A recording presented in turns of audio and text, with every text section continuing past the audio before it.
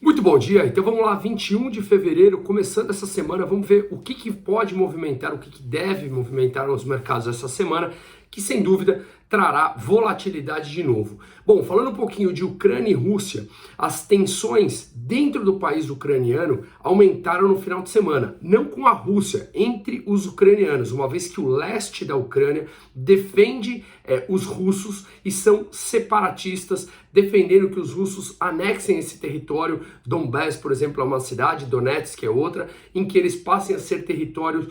russo. Isso defende os próprios ucranianos do leste. Então a tensão dentro da Ucrânia cresceu no final de semana, mas o presidente francês, Emmanuel Macron,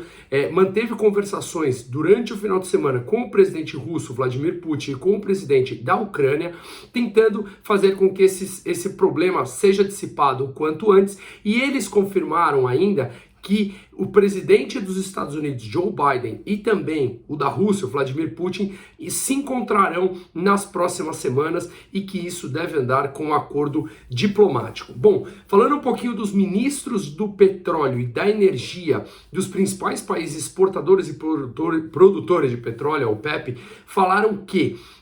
investir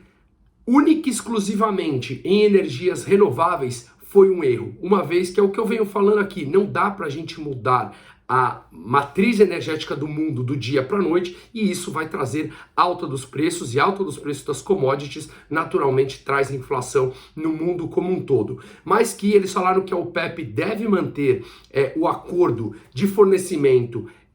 que vem mantendo até agora, de 400 mil barris de petróleo dia, e que o acordo entre Irã e os Estados Unidos devem sim ser anunciado nos próximos dias, e isso libera mais de 1,3 milhão de barris de petróleo por dia no mercado, o que deve ajudar na queda do preço da commodity, do petróleo mais especificamente, tá? Nos Estados Unidos hoje é dia dos presidentes, então feriado, o mercado não funciona, mas no final de semana o Banco Central Americano, Federal Reserve, falou que mudaram as regras para quem pertence ao alto escalão do governo, uma vez que em 2020, quando eles começaram a soltar as medidas para a pandemia, alguns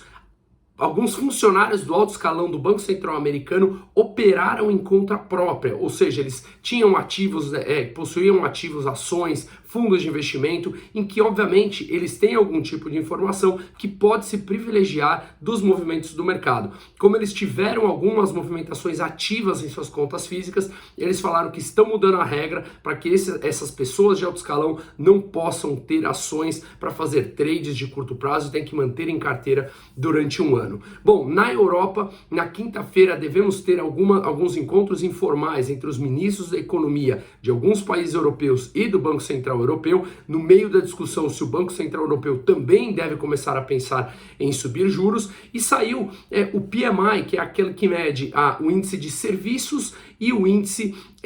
da indústria dos países da zona do euro, tá? A média entre os dois, ele veio na máxima de 5 meses, então foi um dado positivo, e na Alemanha o setor privado teve um crescimento que também foi a máxima de 6 meses. Agora, o índice de preços ao produtor da Alemanha veio na máxima histórica em 25%.